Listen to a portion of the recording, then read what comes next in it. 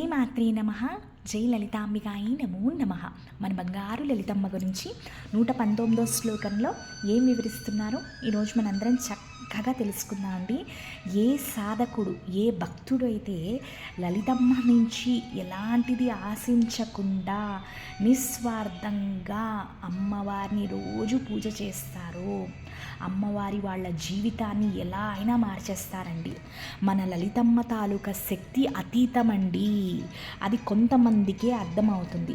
అమ్మవారు కనురెప్పలు మూసి తెరిచే లోపల ఎలాంటి పనైనా, ఎలాంటి అసాధ్యాన్నైనా సాధ్యం చేసే శక్తి మన అమ్మవారికి ఉంది.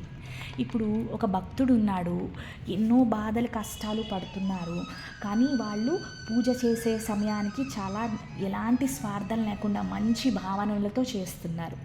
లలితమ్మ శక్తి ఎంత అంటే 1,00,00,000 లక్ష్మీదేవులు ఒక స్థానంలోకి వచ్చి వాళ్ళకి కావాల్సిన సిరి సంపదల్ని, ధనాల్ని, ఆహారాన్ని, అంటే ఆ భక్తుడిని మొత్తము ఈ 1,00,00,000 లక్ష్మీదేవులు ఎలాంటి బాధలు లేకుండా చూసుకునే అంత శక్తి అమ్మవారు ఇలా చీటిక వేస్తే ఎలా అయిపోతుందో అంత సులువుగా ఆ భక్తుడి తాలూకు నుదిటి రాత మార్చేస్తారంట.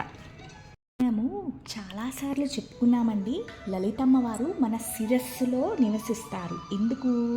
మన శిరస్సులోని తలభాగంలో సహస్రార చక్రం ఉంటుంది, అంటే క్రౌన్ చక్ర అంటారు. ఈ సహస్రార చక్రము 1000 కలువ పువ్వు తోటలతో చెయ్యబడింది. ఇక్కడ శివయ్య తపస్సు చేసుకుంటారు. అమ్మవారు వచ్చి శివయ్య పక్కనే ఎప్పుడు ఉందా అనుకుంటారు. కాబట్టి ఆ కుండలిని శక్తి వచ్చి మన శిరస్సులో, మన శివయ్య పక్కనే ఉంటారు అని 591వ నామము సూచిస్తోంది. చంద్రనిభ 592వ నామం అండి. సహస్రార చక్రంలో చందమామ కూడా ఉంటారు. అమ్మవారు ఈ పున్నమి వెన్నెల వెలుగులో దగదగలాడిపోతారు అని ఈ నామము సూచిస్తుంది. అమ్మవారు అలాగే మన కనుబొమ్మలు ఉంటాయి చూడండి, కనుబొమ్మల మధ్యలో మనం బొట్టు పెట్టుకుంటాం, అక్కడంట ఆజ్ఞా చక్రం ఉంటుందంట. ఇక్కడ కూడా అమ్మవారు నివసిస్తారు. ఈ ఎందుకనే బొట్టు ఎందుకు ఇక్కడ పెట్టుకోమంటారంటే, ఇక్కడంట ఈ ఆజ్ఞా చక్రం ఎప్పుడు తెరిచే ఉంటుందంట.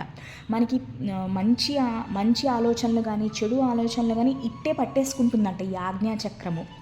అంటే పాజిటివ్ ఎనర్జీ, నెగటివ్ ఎనర్జీ ఇట్టే తీసేసుకుంటుందంట.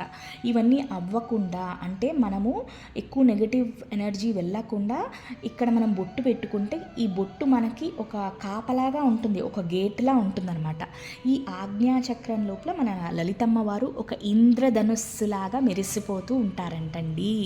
దీంతో 119వ శ్లోకం అయిపోయింది.